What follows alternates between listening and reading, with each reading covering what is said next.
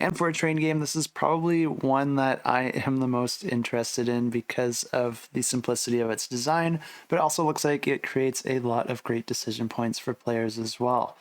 And the way this game works is that you're going to be setting it up with a map of your choice, and then randomly placing some different city tiles on the city locations outlined on the map. What's cool about this is that the color of the city tile determines the type of resource that it'll generate once a factory is built on it. So placing these tiles out does randomize each game, even if you are using the same map. Each player also starts the game with 5 of these contract tiles, which are the main way to score victory points in this game. But essentially this game plays over a series of rounds with players taking turns performing 2 actions on their turn. The different actions allow you to take additional contract tiles, gain some money from the bank, fulfill one of those contracts, build a factory, or build out your tracks. The main reason for placing out the tracks is to create routes between the cities, and what's cool about this is that you can actually place as many tracks as you want to as long as you're able to do so, because you do have to pay for each track that you lay. There are some restrictions with placing the tracks because once you start placing your tracks down, you can only place tracks that continue that route, but you are allowed to split the route and continue through cities if you are able to do so.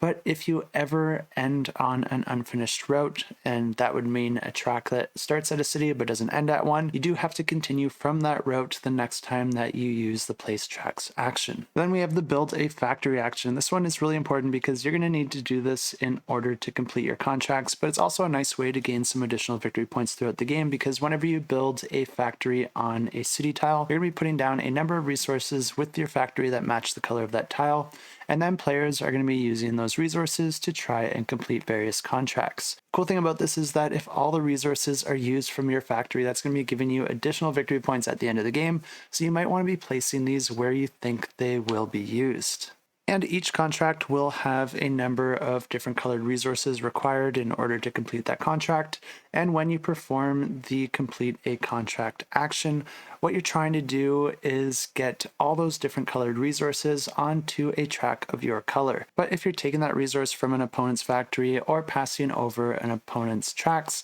then that's going to be costing you $1 for each one. The last 2 actions are pretty self-explanatory, with taking additional money from the bank as well as taking additional contract tiles, but essentially the game's going to end once a certain amount of contracts are completed, and then players are going to be adding up all the victory points from their contracts as well as any of their factories, and then the player with the most victory points wins the game. And if you are interested to check this one out, I will have it linked in the description below.